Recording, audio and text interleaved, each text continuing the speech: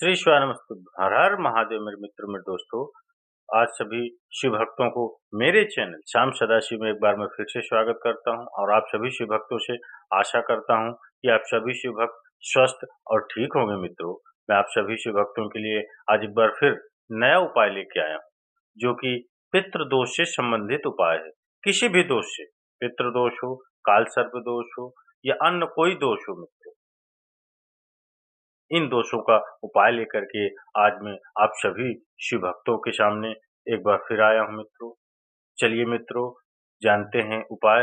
इससे पहले अगर आप मेरे चैनल में पहली बार आए हो मित्रों, तो मेरे चैनल को सब्सक्राइब जरूर कर लेना मित्रों, और इस वीडियो को एक लाइक अवश्य दीजिए मित्रों, और कमेंट्स में हर हर महादेव या श्री शिवानमस्तुभ्यं लिखना बिल्कुल मत भूलिए मित्रों। चलिए मित्रों, जानते हैं उपाय की तरफ चलते हैं। जानते हैं काल सर्प दोष हो, पितृदोष हो, इसका निवारण कैसे हो सकता है। चलिए मित्रों, वीडियो की तरफ चलते हैं उपाय के।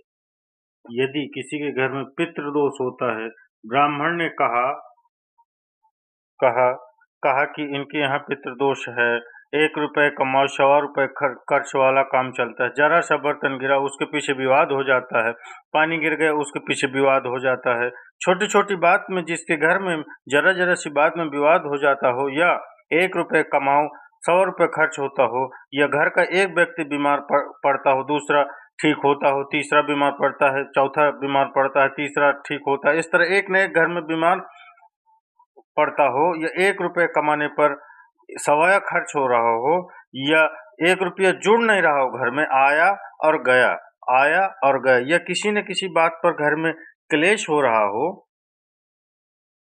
मित्रों, घर में क्लेश हो रहा हो, बड़ी समस्या हो, बड़ी तकलीफें हो तो समझ लो मित्रों के 4 लक्षण पितृदोष के हैं मित्रों। समझ लो मित्रों, ये 4 लक्षण पितृदोष के बताए गए हैं मित्रों। आप ध्यान से समझना मित्रों। अब इतना क्लेश होने पर, धन नहीं आने पर, घर में रोग बढ़ने पर करना क्या चाहिए मित्रों? तो शिव महापुराण की कथा कहती है मित्रों, पार्वती जी की जो नानी जी हैं, पार्वती जी की नानी जी हैं, जो क्या नाम मित्रों उनका? स्वधा। उनका नाम स्वधा है, जो पितृलोक में रही, और पितरों के साथ रहने के बाद एक बार इनके मन में ये भाव प्रकट हो गया था कि मैं पितृलोक में तो रह रही हूँ, आपके साथ में रह रही हूँ, पर मेरा मन शंकर भगवान की आराधना में लग रहा है। तो स्वधा भगवान शिव की आराधना में जब जाती थी, तो पितृ उनकी आराधना के लिए संपूर्ण सामग्रियां सिद्ध कर देते थे, और संपूर्ण सामग्रियां सिद्ध करके स्वधा को दे देते थे, और स्वधा जाकर पितृलोक से जाकर भगवान शिव की आराधना करती थी मित्रों।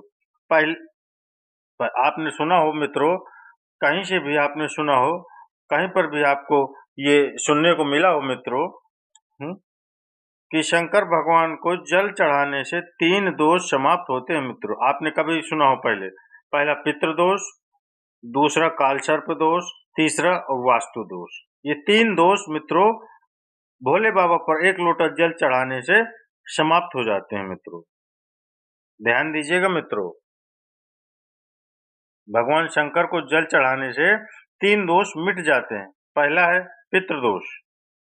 जब हमारे घर के मटके में से, हंडे में से, घर में जो पानी का स्थान होता है, वहां से लोटा भरकर पानी भरकर लेकर जाते हैं, तो परिंदा जो मटका होता है, वहां पर मटके की जगह पर, जब मटके से आप जल लेकर जाते हैं मित्रों, तो वो परिंदा जो मटका है, मटका, हंडा, बाल्टी, जिसमें पानी भरा हुआ हो रसोई घर में, वो स्थान पितरों का स्थान कहलाता है मित्रों।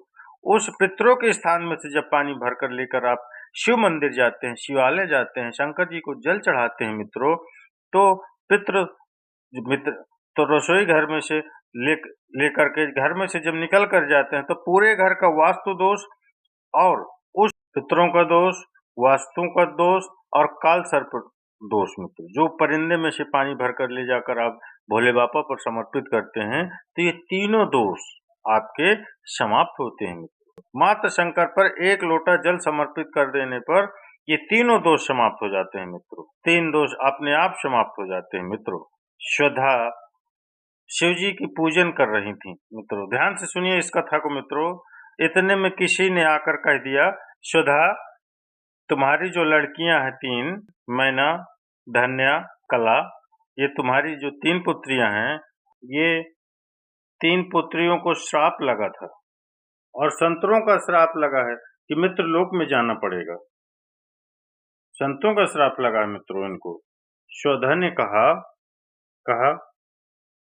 यदि मैंने शिव की आराधना करी है, यदि मैंने शंकर भगवान की आराधना करी है, शिव की अर्चना करी है, शिव की पूजन करी है, शिव की आराधना करी है, तो मैं ये विश्वास कर कर जाती हूँ कि मेरी बेटियां अगर मृत्यु लोक में गईं तो ये तीनों के गोद में स्वयं 3 देवियां ही आकर विराजमान होंगी। ये मेरा विश्वास कहता है मित्रों। आस और विश्वास ये 2 हर किसी पर नहीं किया जा सकता मित्रों, नहीं किया जा सकता मित्रों। आस भी हर किसी से नहीं लगाई जाती, आस उसी से लगाई जाती है मित्रों जो पूरा कर सकता है ना मित्रों, उसी से। और विश्वास भी उसी पर किया जाता है जो पूर्ण कर सकता है मित्रों। इसलिए मित्रों आप सभी से निवेदन है कि दुनिया से लोगों से कोई आस लगाकर नहीं बैठना कि कहीं से मुझे कुछ मिल जाएगा या कोई मेरा 1 लाख में दे देगा या 2 लाख दे देगा, ये वो दे देगा, किसी से विश्वास नहीं रखना मित्रों। कि कहीं से कुछ मिलेगा मित्र, बल्कि ये विचार कर रखना मित्र, हे बाबा, हे भोलेनाथ, हे त्रिकालदर्शी, हैं?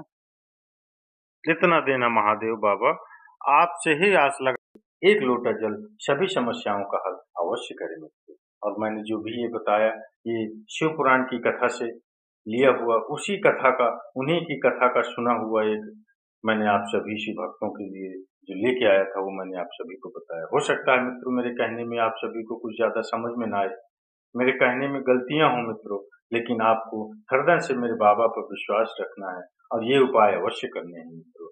चलिए मित्रों अब चलते हैं विराम की तरफ और मिलते हैं अगले वीडियो में अगले उपाय के साथ। तब तक के लिए मित्रों, शेषवाय नमस्तुभ्यं, हर हर महादेव।